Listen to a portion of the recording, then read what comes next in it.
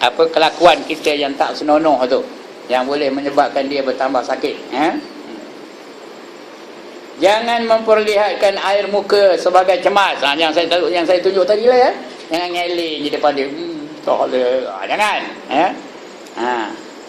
Macam cemas saja. Dan putus asa. Jangan putus asa. Jangan nampak keputus asanya. Jangan mengecilkan hati dan harapan si sakit. Jangan cerita pasal anak-anak tu. Anak mereka kena tangkap. Jangan cerita kalau dia sakit. Ada bala polis tu kena tangkap pasal isak dadah. Jangan harus cerita apa tu. Cerita apa? Cerita yang baik-baik je, yang dia senang mendengarnya. Jangan memberatkan si sakit dengan berbagai-bagai berita dan omongan yang berat-berat. Cerita yang berat-berat yang menyebabkan pesakit itu tak tahan dengarnya, bertambah sakitlah dia. Akhirnya lah sekali tuan-tuan, dah pukul 9 dah pun. Akhirnya pengunjung mesti minta agar si sakit juga mendoakan baginya. Kita doakan dia, lepas tu nak balik tu tolong doakan saya supaya saya pun selamat, supaya saya pun boleh hidup sebagai hamba Allah yang baik, supaya saya boleh berjuang di jalan Allah dengan perjuangan yang sebenarnya. Kita minta dia doakan kita. Sebab ketahuilah bahawa doa orang yang sedang sakit adalah termasuk doa yang amat makbul. Doa yang amat makbul, Tuhan tak tolak. Nombor satu, doa bapa terhadap anak, doa ibu terhadap anak, itu tidak akan ditolak. Doa bapa atau doa ibu terhadap anak. Yang kedua, doa orang sakit. Yang ketiga, doa orang sedang musafir. Yang keempat, doa orang yang sedang dizalimi. Tuhan tak tolak doa orang yang sedang dizalimi.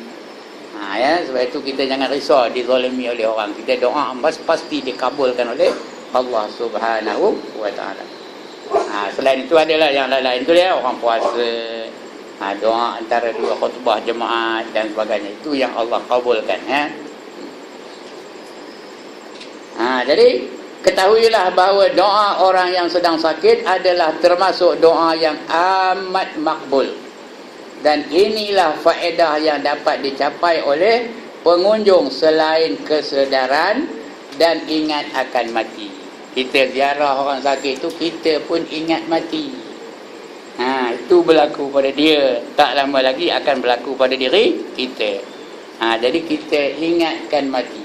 Ingat mati itu satu sifat yang wajib kita miliki. Mesti ingat mati. Orang yang paling bijak, kata Nabi, ialah orang yang sentiasa mengkoreksi diri dia dan ingat akan kehidupan selepas mati. Kita mesti sentiasa ingat, aku kalau mati malam ni, boleh ke tak aku jawab soalan mungkar dan nakir?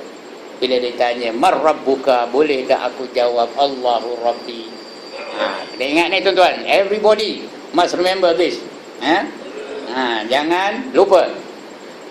Kalau kita mati malam ni, mustahil ke kita mati malam ni? Mustahil tak? Siapa kata mustahil? Angkat tangan. Jadi tanya diri sendiri, you ask yourself, boleh tak jawab soalan mungkar dan nakir? Lepas ke tidak kita daripada seksa kubur? Kalau tak boleh jawab, buat apa dia buat malaikat? Man rabbuka, entah, tidak aku tahu. Apa dia buat malaikat? Di balonnya 70 hasta terbenam ke bumi.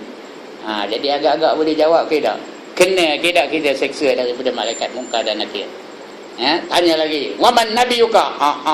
Nyong orang ngerti kita. Bagi lagi. Tanya lagi, wama imamuka? Waman imamuka? Ataupun wama imamuka? Dia kata Al-Quran tu jawab. Dia Al-Quran imami. Kalau kita tak pernah baca Quran, mana boleh jawab? Apa jawabnya? Entah, hidup pula aku tahu punya macam. Baginya lagi. Ini yang patut dalam pemikiran kita sentiasa. Boleh ke tidak? Lepas ke tidak kita daripada seksa kubur? Seksa kubur ada berapa? Orang belakang jenuh dah ngajar ni pun. Seksa kubur ada berapa? Dia nunjuk apa itu. Betul tu. Peti pandai ke tu? Ada 4 ya tuan-tuan. Pertama, soalan dan pukulan mungkar dan nakir. Yang kedua, apa? Tengok ni jari saya ni. Apa? Dihimpit bumi sehingga berselisih tulang rusuk. Ketiga, tengok ni. Apa? Didatangkan ular dan kala mematuk-matuk sampai hari kiamat. Keempat, dimasukkan api neraka ke dalam kubur. Itu 4 seksa dalam kubur. Bukan seksa neraka ni, seksa dalam kubur. Itu yang kita nak apa?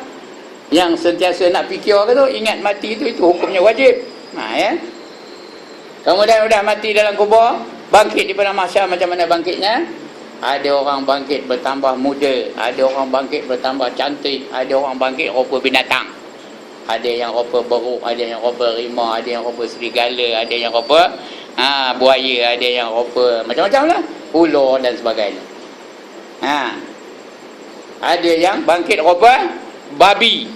Babi hitam pula tu. Rupa babi hitam. Dah tu diikat babi hitam tu kaki tangannya dengan rantai daripada neraka. Udah diikat, dimasukkan rantai ke dalam mulutnya, dikeluarkan ikut apa? Ikut ponggongnya, ikat balik, diheret daripada kubur sampai ke padang mahsyar. Ini patut fikir ni. Aku esok bangkit macam mana? Ya. Kemudian berjalan ke padang mahsyar macam mana? Ada orang berkenderaan, ada orang jalan kaki. Ada orang merangkak, ada orang mengesut, ada orang macam-macam lah, jalan atas perut, ada orang berjalan kepalanya ke bawah, kakinya ke atas. Kita macam mana? Benda ni akan kita jumpa. Kamu percaya ke tak percaya kan, benda ni pasti akan berlaku. Akan kita jumpa juga. Jadi apa yang akan berlaku pada kita di hari akhirat itu, itu yang kena fikir banyak-banyak tu. Ya.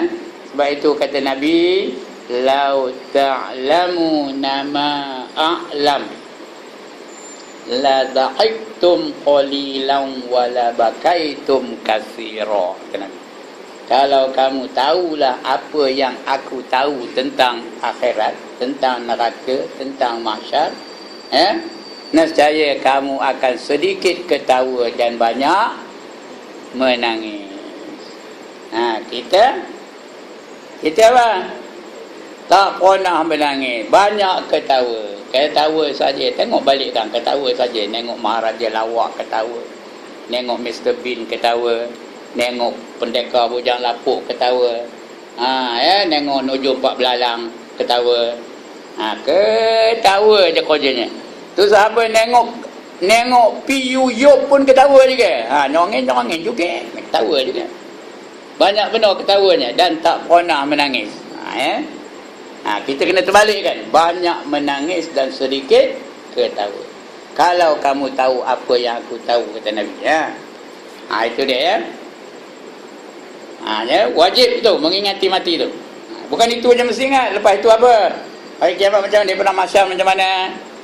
Keadaan di padang mahsyar macam mana? Kemudian di titik siratal mustaqim macam mana? Kemudian masuk ke syurga atau masuk ke neraka macam mana? Itu yang patut kita ingat betul-betul. Baik.